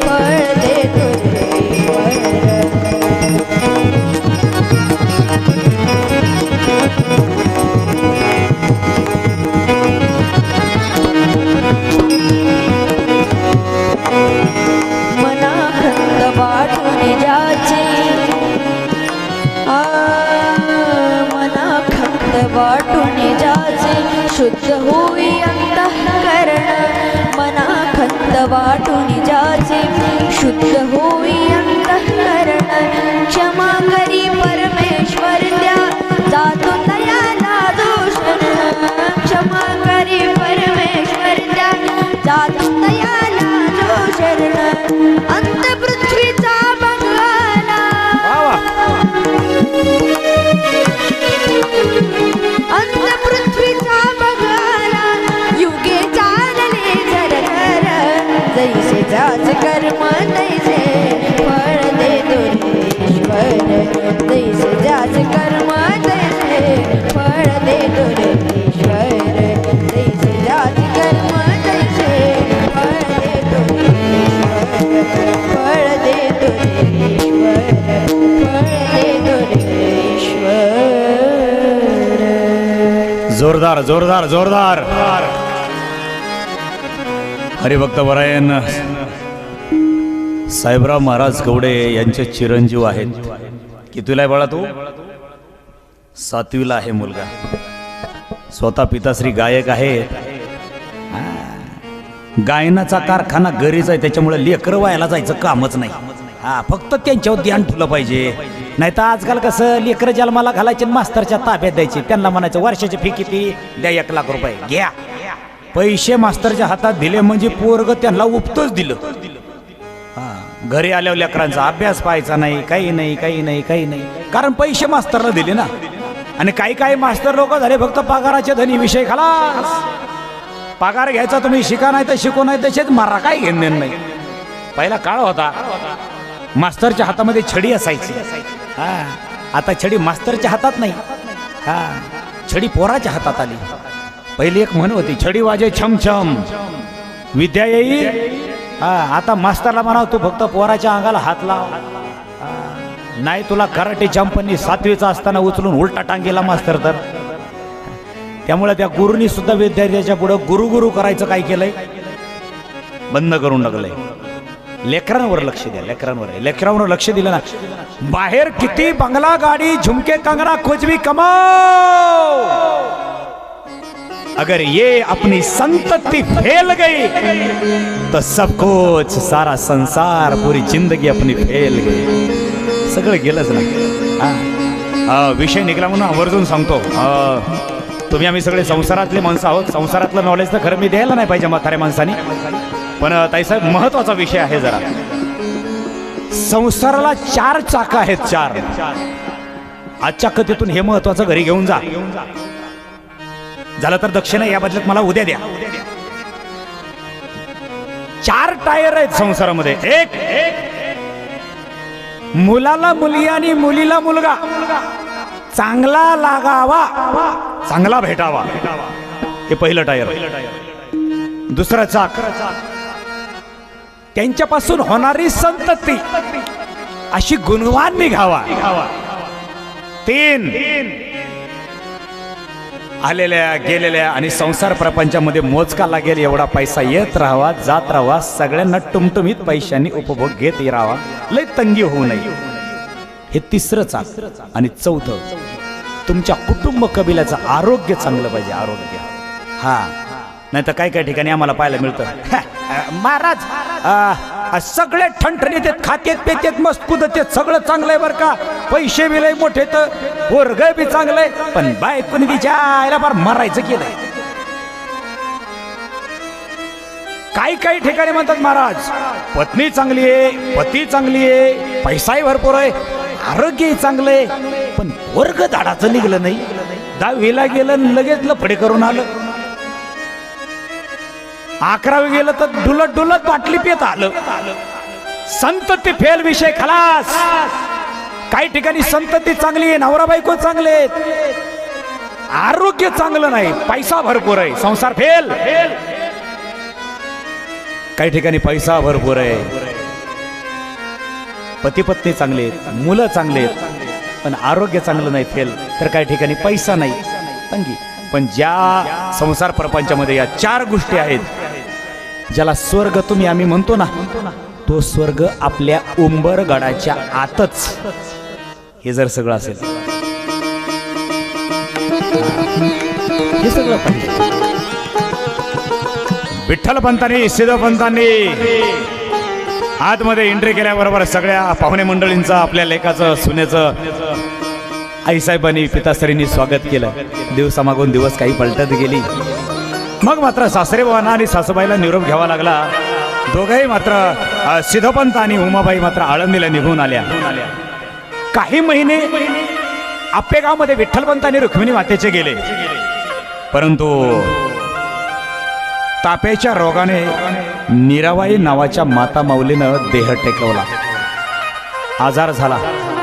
मीराबाई म्हणजे विठ्ठलपंतांच्या आईसाहेब, त्यांनी देह टेकवला. काही दिवस गेली ना गेली तोच. नंतर मात्र गोविंदपंतांनी हे देह टेकवला. विठ्ठलपंत पोरके झाले. आईसाहेब गेल्या, पिताश्री गेले. राहिले संसार प्रपंचामध्ये ते फक्त आणि फक्त दोघच. आता संसार प्रपंच म्हणलं की कुठंतरी कामधंदा आला. इकडे यांच्याकडे ही कुलकर्णीपणा होताच. यांच्याकडे ही 24 गावची पाटीलकी कुलकर्णी होतीच. यांनाही काही कमी नव्हतं. परंतु जेव्हा भावाचे आई वडील गेले त्या जागेवर मन रमना. बघा, आपल्या जीवाची माणसं आपल्याला सोडून गेली की आपलं मन रमत नाही आईसाहेब. मग सिद्धोपंतांनी आपेगावला निरोप पाठवला. पत्र पाठवलं असेल. पत्र चालायची पहिली पत्र पोहोचायची. इतक्या आपुलकनी लोक पत्र वाचायची की ते पत्र वाचून वाचून वाचून पाठ होऊन जायची. हो, पत्र पाठ व्हायची. आता 4-5 हजार मोबाईल नंबर आहेत आपल्या मोबाईलमध्ये, पण 5 मिनिटं धड आपल्याला बोलायला कोणाबरोबर वेळ नाही राहिलेला. विज्ञानाच्या माध्यमातून आपण जवळ आलो, पण माणूस माणसापासून खूप खूप खूप दूर निघून गेला. पत्र पाठवलं. विठ्ठलपंत रुक्मिणी मातेला घेऊन आळंदीला परत माघारी आले. विठ्ठलपंत काही दिवस सासरेबांपाशी सासूबाईपाशी राहिले. आळंदीमध्ये रोज नित्यपाठ त्यांचा चालू लागला. वेद पोथी पुराण वाचू लागले. संसार प्रपंचातले काही दोष काही रोज निघून गेले, पण संसार प्रपंचामध्ये मन रमना. कारण इंद्रियांनाही आणि बुद्धीलाही विचारांना सवय लागली होती नवीन नवीन जग पाहण्याची आणि आपल्या मनाला अध्यात्मामध्ये गुंतून ठेवण्याची. न राहून विठ्ठलपंत एक दिवस रुक्मिणीला बोलून गेले.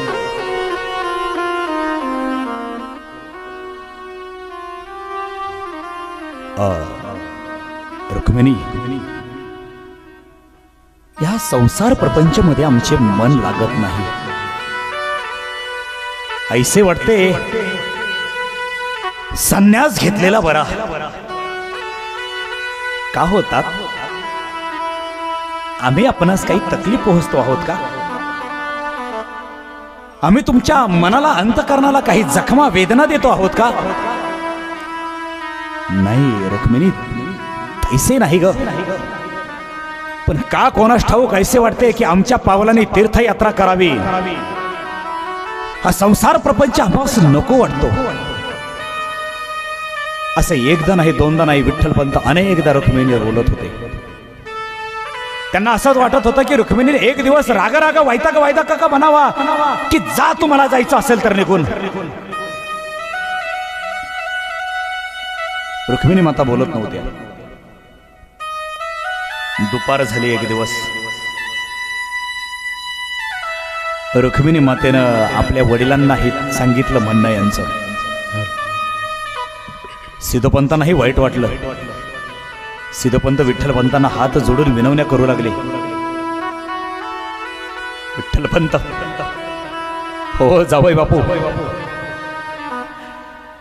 अहो सोन्याचा संसार आहे तुमचा. अहो आम्ही थकलो वागलो.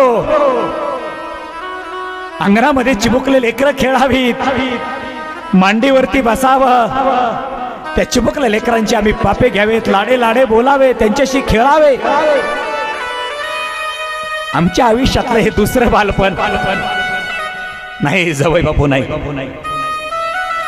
हो तुम्हाला चित्ती असेल ते करा, पण एक लेकरू बाळ होऊ द्या, एक लेकरू बाळ होऊ द्या. सासरेबाबांच्या पुढे जावई बापूंना काही बोलता येत नव्हतं. दुपारच्या प्रहारामध्ये अशाच रुक्मिणी माता शांत झोपल्या होत्या गार हवेला. विठ्ठलपंतही होते. विठ्ठलपंत रुक्मिणीला सहज बोलून गेले, अहो ऐका ना, आम्हाला परवानगी द्या, आम्ही जातो, संन्यास घेतो. झोपीतच रुक्मिणी माता त्यांना एकदा बोलून गेला, जा तुम्हाला जिकडे जायचंय तिकडे जा, काय करायचे ते करा.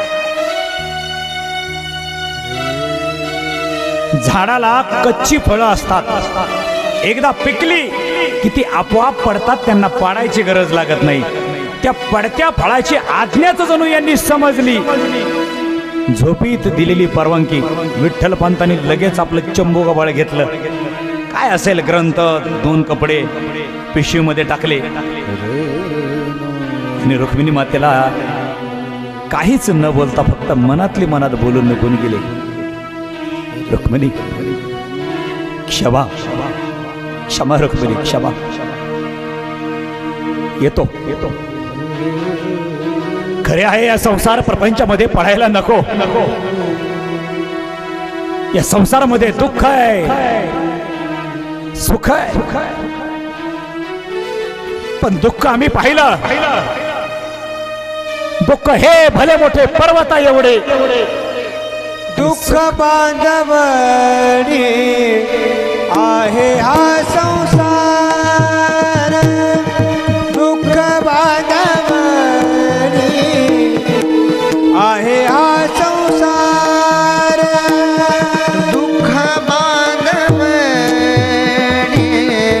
आहे हा संसार. दुःख बांधवणे आहे हा संसार. सुखाचा विचार नाही कोणी, सुखाचा विचार हे नाही कोणी, सुखाचा विचार, हे सुखाचा विचार, वा सुखाचा सुखाचा विचार, सुखाचा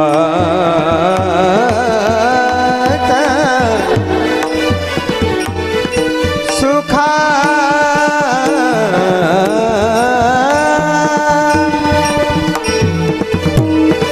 सुखाचा विचार,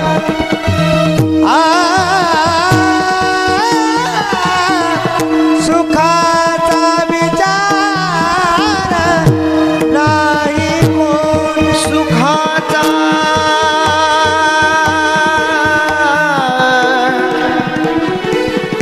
सुखाचा विचार,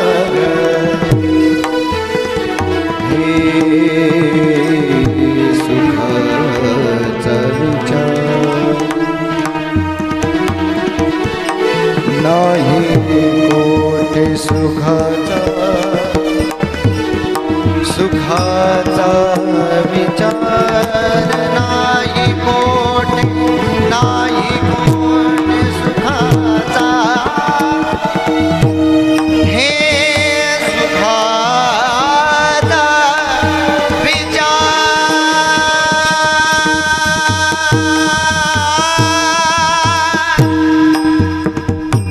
सुखाचा विचार नाही कोठे. सुखाचा विचार नाही कोणी, दुःख बांधवानी आहे हा संसार. दुःख बांधवणी आहे हा बांधवणी आहे हा संसार. संसार दुःख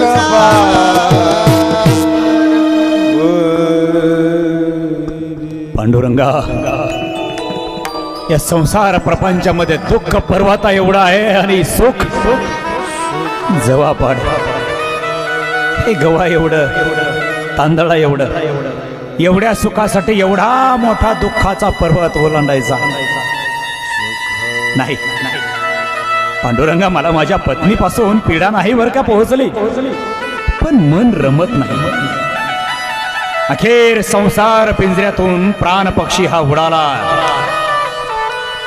सातपुडा पर्वताच्या रांगा पार करून निघाले हे पावलं. गंगोत्रीला पोहोचले. आजाद पक्षी ज्या देवस्थानाला जायचं, जे जग पाहायचं, जे करायचं, जे पाहायचं ते पाहायचं.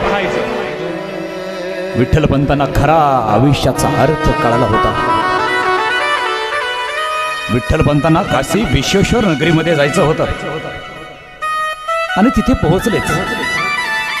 पण तिथं जाण्याच्या अगोदर त्यांना कोणीतरी एका साधूने सांगितलं होतं, काशी विश्वेश्वराच्या दरबारामध्ये श्रीपाद स्वामी म्हणून आहेत, रामानंद स्वामी म्हणून आहेत, खूप मोठं संत व्यक्तिमत्व. तुम्ही कधी तिथे गेला तर अवश्य त्यांना भेटा. गंगोत्रीमध्ये स्नान विठ्ठलपंतांचं झालं. विठ्ठलपंतांचं स्नान झालं आणि गंगोत्री मातेच्या बाहेर आले. बाहेर येत असताना एका साधूचं दर्शन त्यांना झालं. रुद्राक्षाच्या माळा, काशाय वस्त्र परिधान केलेला, लांब लांब मानेच्या खाली लोंबत असलेल्या जटा. कुणीतरी साधू पुरुष आहे म्हणून विठ्ठलपंत 2 पावलं त्यांच्या पाशी गेले आणि विठ्ठलपंतांनी त्यांचे पावलं घट्ट हातामध्ये धरले आणि आपलं मस्तक त्यांच्या कमलचरणावरती ठेवलं. त्या स्वामींनी आशीर्वाद दिला आणि त्यांची पूछताछ केली, त्यांची विचार चौकशी केली. आपण कोण म्हणायचे? मी विठ्ठल. कुठे आलात? इथे रामानंद स्वामी म्हणून कुणीतरी स्वामी आहेत, त्यांना भेटायचं होतं. त्यांचा पत्ता जर त्यांच्या मठाचा आम्हाला कळाला तर. का? त्यांनाच का म्हणून भेटायचं होतं? अहो, आम्ही उत्तर त्यांच्या नामाची कीर्ती पोहोचली, इतक्या लांबून आलो आहोत तर साधू पुरुषाचे दर्शन घ्यावे म्हणून बस. मग तो रामानंद स्वामी आम्हीच. रामानंद स्वामी म्हणा किंवा श्रीपाद स्वामी म्हणा, ते दोन्हीही नावं त्यांचीच. ज्या व्यक्तीचं नाव ऐकलं होतं ते व्यक्ती माझ्या समोर म्हटल्यानंतर पुन्हा त्यांचे कमलचरण धरले. आनंद झाला. बोला, आम्हाला का भेटायचं होतं? चला, बाकीचे आपण सगळे मठामध्ये गेल्यानंतरच बोलूया. विठ्ठलपंतांची त्यांनी मात्र बारकाईने चौकशी केली. विठ्ठल, तुझं लग्न वगैरे काही?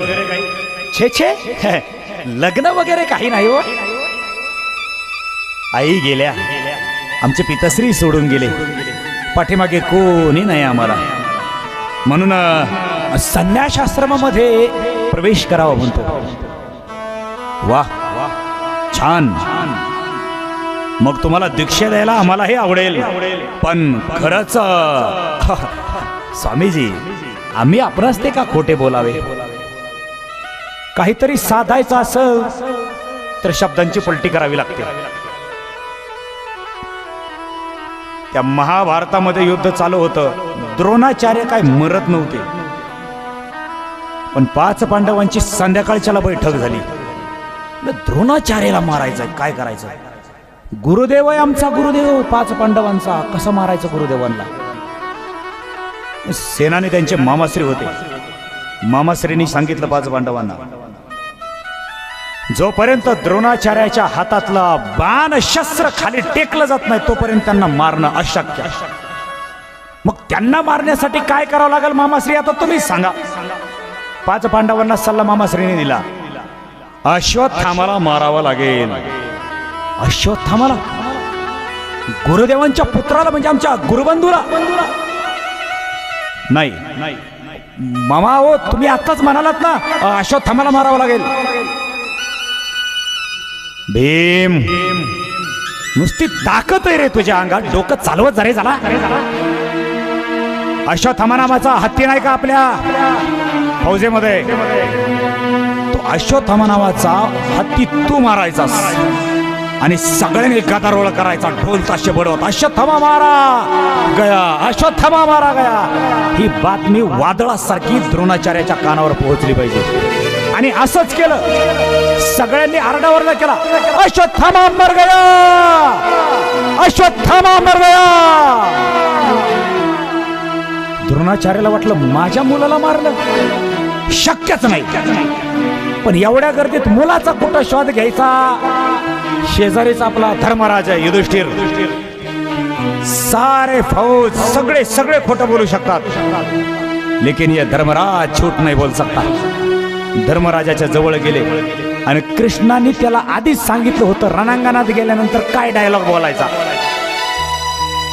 काय झाल्यानंतर काय बोलायचं. आणि धर्मराज असा होता, खोटं कधी बोलत नव्हता. वा वा.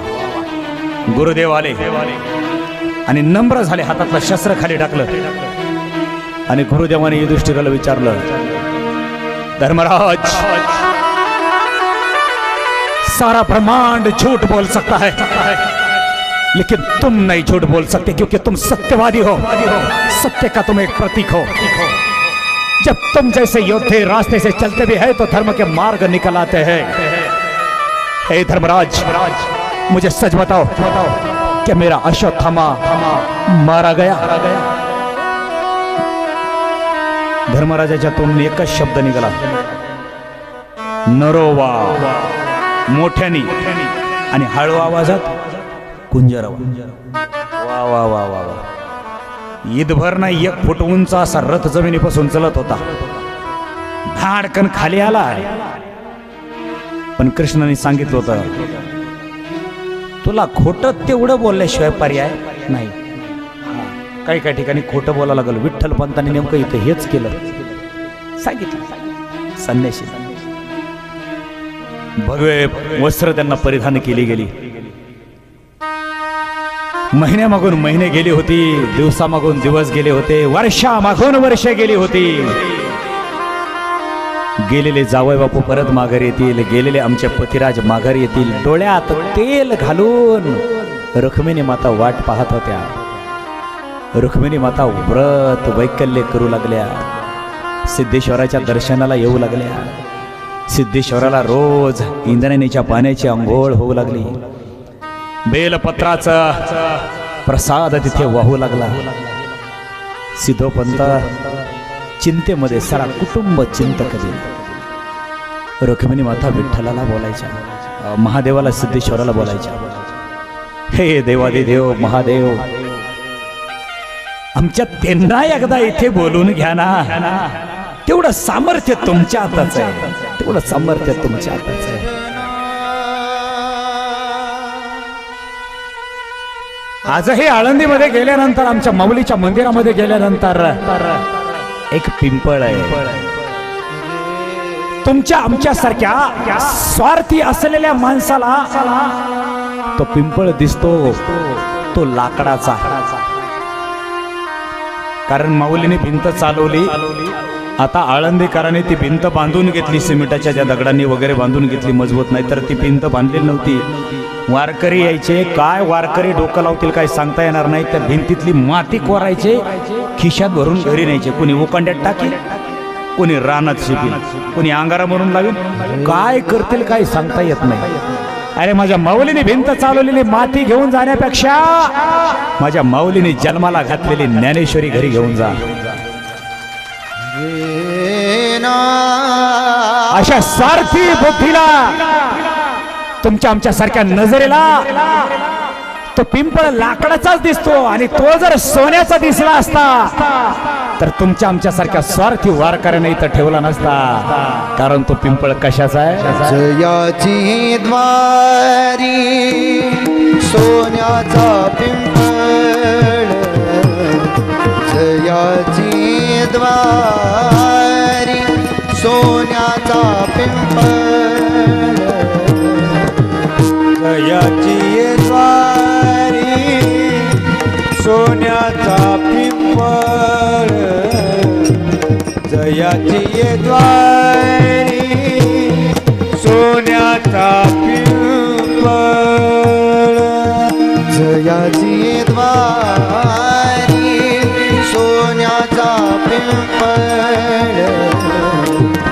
जयाची द्वारी सोन्याचा पिंपळ जयाची ये द्वारी सोन्याचा पिंपळ जयाची ये द्वारी सोन्याचा पिंपळ अंगी ऐसे रेणा बोले जय हो अंगी ऐसे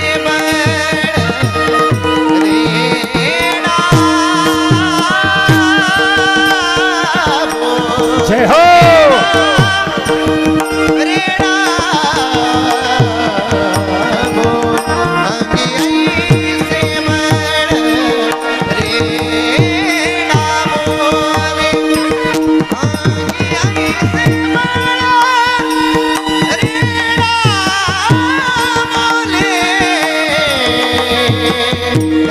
रेणा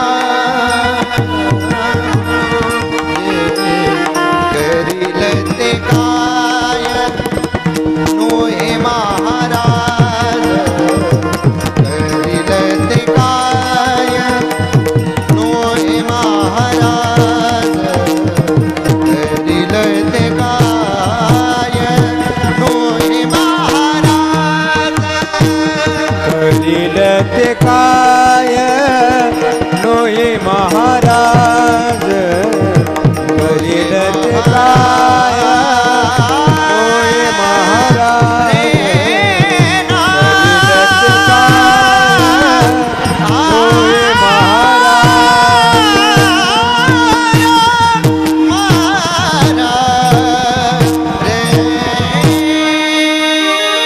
जयाची द्वारी सोन्याचा पिंपळ या सोन्याच्या पिंपळाला माऊली लक्षान लक्ष फेऱ्या मारू लागल्या.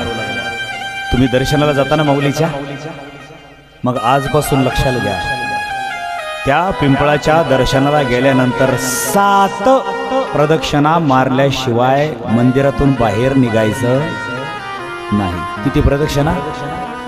7. हा आणि निस्वार्थ मारायच्या बरं का, निस्वार्थ मारायचं. 7 प्रदक्षिणा. रखुमिनी माता त्या पिंपळाला, सुवर्ण पिंपळाला प्रदक्षिणा गेले कित्येक वर्षापासून मारत होत्या. इकडे काशी विश्वेश्वराच्या दरबारामध्ये श्रीपाद स्वामींना उत्कृष्ट शिष्य मिळाला होता विठ्ठल, पण आता संन्यासाश्रम स्वीकारला होता. विठ्ठल पंतांचं नामकरण केलं गेलं होतं. विठ्ठल पंतांचं नाव ठेवलं होतं चैतन्य. चैतन्य गुरुदेवांचा शिष्यांवरती एवढा विश्वास होता, आधी त्यातल्या त्यात विठ्ठलावरती, चैतन्यावरती एवढा विश्वास होता. चैतन्याला एक दिवस विठ्ठल रामानंद स्वामी गुरुदेव म्हणाले, चैतन्य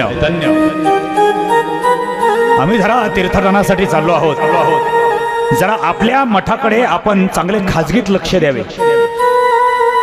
आम्ही येतो.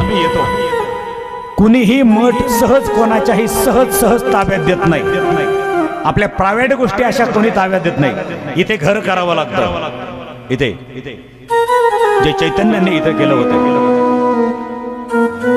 गुरुदेवांनी मठ शिष्यांच्या हातामध्ये द्या आणि श्रीपाद स्वामी तीर्थाटन करत सरळ आले ते महाराष्ट्रात. महाराष्ट्रातून पंढरपूर, तुळजाभवानी, शनी शिंगणापूर, जेजुरी, येळकोट आणि सिद्धेश्वराच्या दर्शनाला, हर हर महादेवाच्या आळंदीमध्ये गावामध्ये कुणीतरी सत्पुरुष आलाय म्हणून सगळा गाव एक जमा होऊ लागला. सिद्ध पुरुषाचा, ऋषीवर्यांचा आशीर्वाद घेण्यासाठी सगळ्या भाविकांची रांग लागली. रुक्मिणी माताही या वक्ताला सिद्धेश्वराच्या दर्शनाला आल्या होत्या. त्यांच्या मनी नव्हतं, ध्यानी नव्हतं. आपलं रोजचं मागणं आणि घरानं फक्त त्या सिद्धेश्वराला सांगायच्या, पूजा आटपायच्या आणि घरी निघून जायच्या. परंतु कुणीतरी पिंपळाच्या वट्यावरती सिद्ध पुरुष बसलेला आहे, कुणीतरी ऋषीमुनी आहे, कुणीतरी सिद्ध महापुरुष आहे. म्हणून रुक्मिणी मातेनं सहज त्यांच्या पायावरती कमलचरणावरती नतमस्तक ठेवलं. आत्तापर्यंत आलेल्या प्रत्येक भाविकाला श्रीपाद स्वामी आशीर्वाद देत होते. आणि रुक्मिणी मातेने ज्यावेळेस कमलचरणावरती मस्तक ठेवलं त्यावेळेस सिद्धपंत रामानंद स्वामींच्या कंठामधून शब्द निघून गेला, पुत्रवती भव. रुक्मिणी मातेने हे शब्द ऐकले, नजर वर केली आणि स्वामींच्या नजरेला नजर थोडीशी भिरवली आणि एक स्मित हास्य केलं आश्चर्याचं, आणि हसल्या आणि माघारी निघाल्या.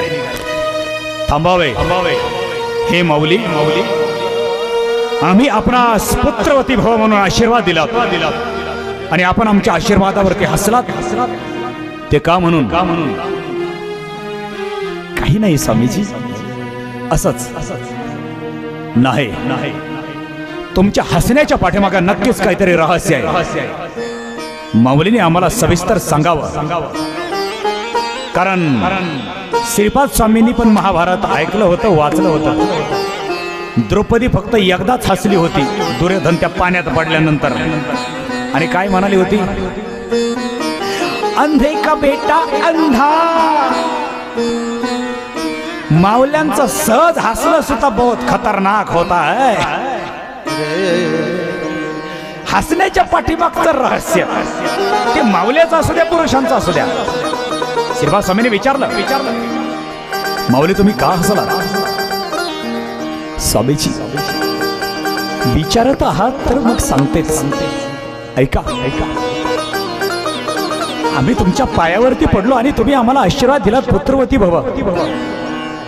स्वामीजी आशीर्वाद तुम्ही दिलात, पण तो या जन्मातला की पुढच्या जन्मातला? का कपाळावरती रुपा एवढं कुंकू हे आहे, हातामध्ये चुडा हे आहे,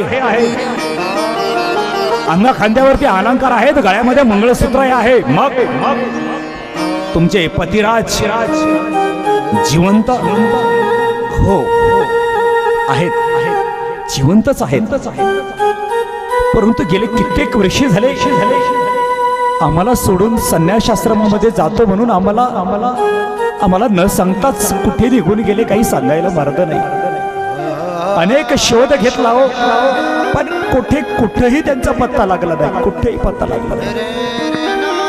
मुली तुमच्या पतीच्या अंगावरती एखादी जन्मखून, म्हणजे त्यांचं बोलणं चांगलं, त्यांची काहीतरी एखादी खून आम्हाला कळेल का? हो सांगते ना, सांगते.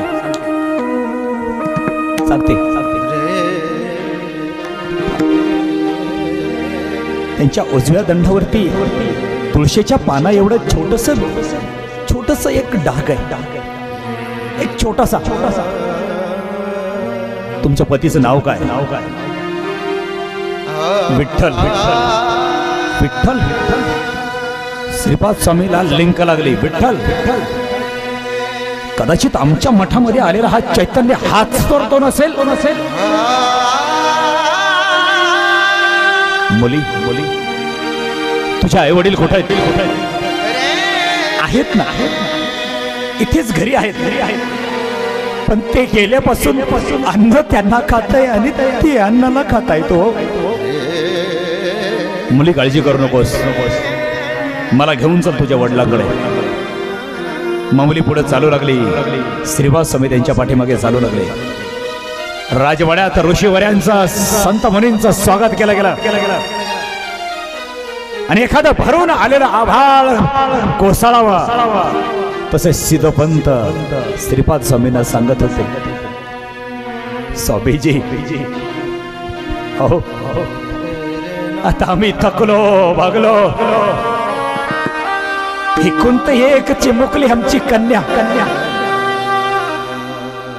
योग्यतेचा वर सापडला. विठ्ठलपंत असेच फिरत फिरत तीर्थयात्रा करत आळंदीमध्ये आले. इंद्रायणीच्या काठावर ग्रंथ वाचत होते, वेद वाचत होते. त्यांचा आवाज कानावरती पडला म्हणून दोल पावलं त्यांच्या पाशी गेलो. मुलगा चांगला वाटला, घरी बोलावले, पाहुणचार केला. पांडुरंगाने निरोप दिला. त्यांच्याही स्वप्नामध्ये, आमच्याही स्वप्नामध्ये मुलीचा विवाहही झाला. पण मुलीला सारखं म्हणायचे, रुक्मिणी मला परवानगी दे, मी देवाचा होतो, कायमचा देवाचा होतो. संन्यास आश्रम घेण्याची इच्छा झाली. रुक्मिणी मला परवानगी दे. आमचं कन्यारत्न झोपीतच जा म्हणून म्हणाले आणि गेले निघून. समयचे कुठं गेले काही काही कळायला वर्ग नाही, काही कळायला वर्ग नाही. सुद्धा बंद. आम्ही आपल्या कन्याला दिलेला आशीर्वाद तो पंढरीचा पांडुरंग कधीही चुकीचा होऊ देणार नाही, तो व्यर्थ जाणार नाही.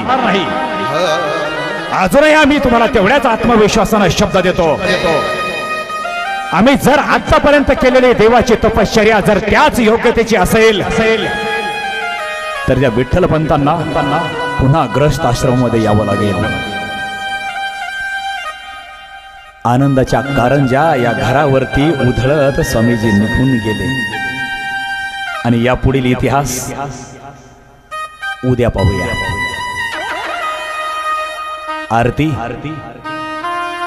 आरतीचे मानकरी या.